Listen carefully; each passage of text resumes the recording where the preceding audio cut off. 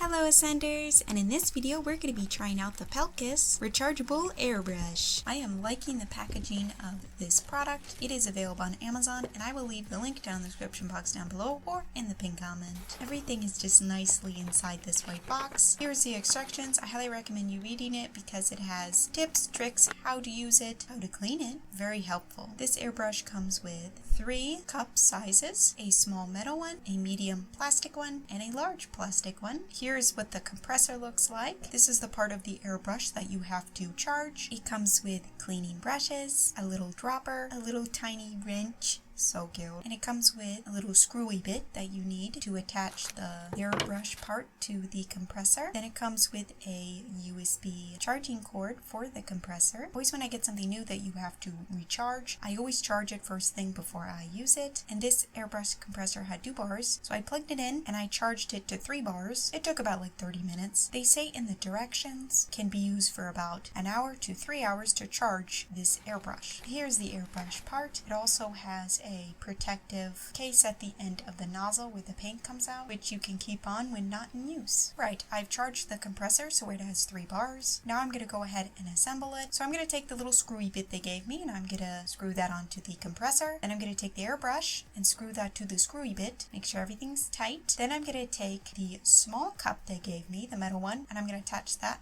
It just screws right on. I'm going to use that one because I'm going to be using acetone because we're going to be using nail polish. So in the directions they tell you to hold the airbrush kind of like a pencil. I'm not sure exactly how I want to hold it. I'm going to work that out for myself, but you can use your thumb to push down the button. I think I'm going to use my index finger to hold down the trigger. Now, the instructions tell you to fill up the liquid cup with water and spray water through the airbrush first to test it out, make sure it's working. So that's what I did. I used a little dropper that they gave me. I put some water through the airbrush, I sprayed it out, and everything was working fine. This airbrush has 3 settings. You can see me using them on screen here. I wouldn't say it is very noisy. I mean, I've used noisier things than this, but I left this audio in here so you see how it sounds. So you basically push the button 3 times for the 3 different settings. When you push the button the 3rd time, that is the highest setting. Then if you push it a 4th time, it turns the machine off. Very straightforward and easy to use. Alright, why don't we move on to nail art? And let me grab my press-on nails. I love designing my own press-on nails. I'm going to apply a pink polished base. Then I'm going to grab a nail stencil. This rose pattern will do just fine. I'm going to apply it to the nail after the base coat has completely dried. I seriously can't wait to do some stencil nail art. This is going to be so fun, but I do suggest wearing a mask and being in a well-vented area just to protect your lungs. I'm also going to be wearing eye protection to protect me from any overspray. I'm going to be wearing gloves, and if you're doing this on your natural nails, you can just cut the end of the glove off so you don't get paint everywhere. And also I am doing this over my silicone pink mat so it's easy to clean. Now it's time to get the paint in the airbrush. So I'm going to be using Revlon Red nail polish that I got from Walmart and acetone. The thing that you want to remember is to make the paint that goes in the airbrush very, very liquidy. You don't want it thick at all or the airbrush cannot spray the paint. I'm going to fill the little cup almost halfway full with acetone. Then I'm going to put 4 to 5 drops of nail polish in there. Then I'm going to stir it and I'm going to make sure I screw the cap on because I don't want to spill this mixture everywhere. Then I went ahead and just pushed a button, turned the airbrush on just the lowest setting.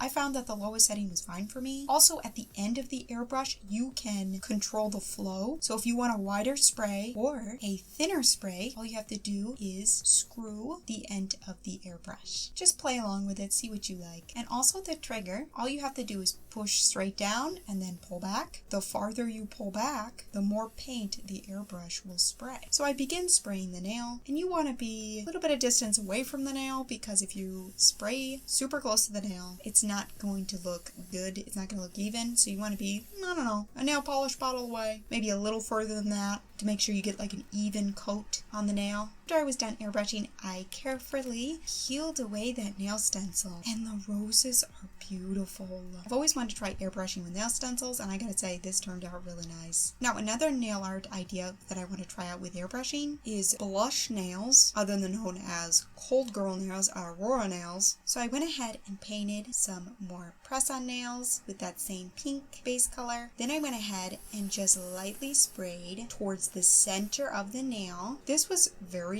easy to do. You just gotta make sure that you don't spray and just cover the whole nail. Just try to get in the center of the nail, but I'm really liking it. Alright, now that I'm done with my nail art, it is recommended to clean the airbrush after every use. So, I'm gonna grab some acetone and I'm gonna put that in the drip cup and just keep spraying until the spray on the paper towel is clean. There's no nail polish, no color coming through. It's just basically straight up acetone. Then I'm gonna clean the cup with some acetone just on that paper towel. Then I'm gonna clean the little nozzle at the end. You can use the brushes they gave you. I kind of just used a paper towel. Okay, now that the airbrush is nice and clean, I'm gonna turn my attention towards my manicure. I'm gonna go ahead and finish it with some top coat.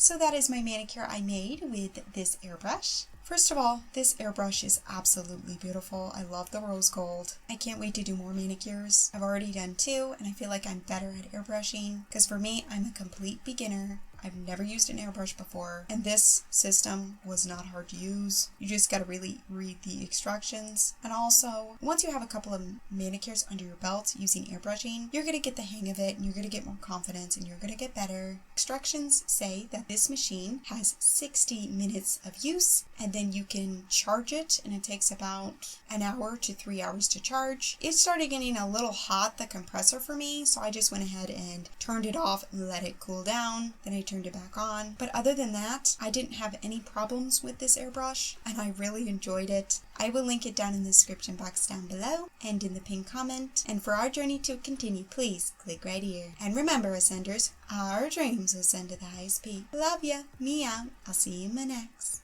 Bye.